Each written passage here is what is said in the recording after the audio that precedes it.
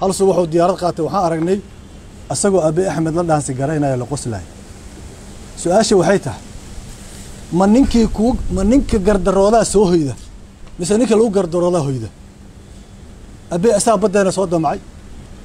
asaga ciidan ka joogan Ethiopia Soomaaliya asaga u baahan ciidanka Africa Union in loogu daro asaga anaga hoyanayna aabta iyo sumcad darrada meesha ka dhacday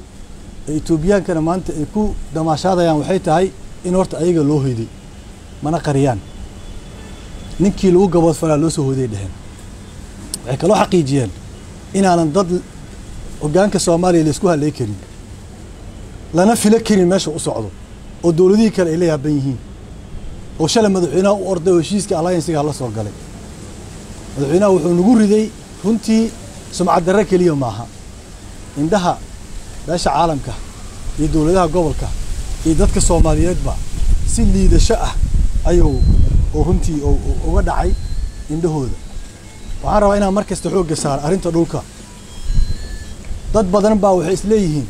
dhulka ay dawladda gadayso oo maalinba la iibinayo hadda waxaan inii sheegay in carwadii qaranka loo gadayo guddiga doorashada waxaana badbaadsanayn oo miiska saaran Villa Baydhabo waxaana badbaadsanayn oo miiska saaran qayb ka mid isbitaal Martini waxaana badbaadsan oo miiska waxaa la qaatay hadeertaana ogtihiin dhulkii jaamacadda gaar ay lahayd oo dad masaakiin laga qixiyay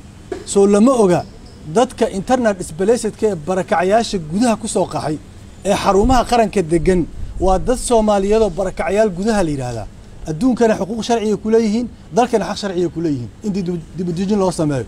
cagaf waxa laga adeejiyaa ciidan booliis ah dhulkana yaa la siiyaa ganacsatada laga iibiyaa warkuwaas meen Ilaahay ka cabsanayeen meelaha fadhiyaan waxay leeyihiin dhulkana la siiyay maxaana la ka rabaa iskooladii u jeeda Imaam Shaafici Ilays Xawataako iskooladii mid maalin suuqa la geynaya oo xagee loo wadaa dalkan xagee loo wadaa waxay ku leeyihiin kuwa dawladda madaxweynaha agtiisa jooga waxa lagu soo iibinayaa hub helicoptero qalab madaxweynaha dagaal buu ku jiraa waa fiican tahay anagu xildhibaano baarlamaan ku jiraanahay iyo aqalka sare labadaba budgetka dawladda markii la keenay miisaaniyadda marka eegto meesha ay ku qoran tahay hantida dawladda la iibiyay zero ku qoran aw hadii hub lagu soo iibinayo xalaal Soomaali waxay tiraa barqacada la qashaahe ma inta la keen oo budgetka lagu daro hubka lagu soo iibiyo yaa waxaas loo sheegaya war qaranka Soomaaliyeed waa la dhacayaa adigu qayb ka noqon ganacsado dadka masaakiinta ee la barakicinayo ka cabso xanuunka ishooda iyo habaarkooda iyo ducadooda waa mid ku qabanayo laakiin nin markii hore xoolaha ka tabcay waxaan xalaal ahayn lagama celi karo xaraan inuu gato ganacsada nadiifkaas aan ognahay oo xoolahooda iidkooda ku shaqaystay ma galaan waxaas waxaan inii sheegayaa in lacagaas la iskaga daba tagaayo dhulkaas la iskaga daba tagaayo ama anaga aan ahaano ama kuwa kala ahaadaan waxaan rabnaa marka inaan dadka Soomaaliyeed la wadaagno Xasan Sheekh Maxamuud nin ka tabar daran male wuxuu isku muujiyaa inuu tabar badan yahay laakiin ninka tabar daran ma laha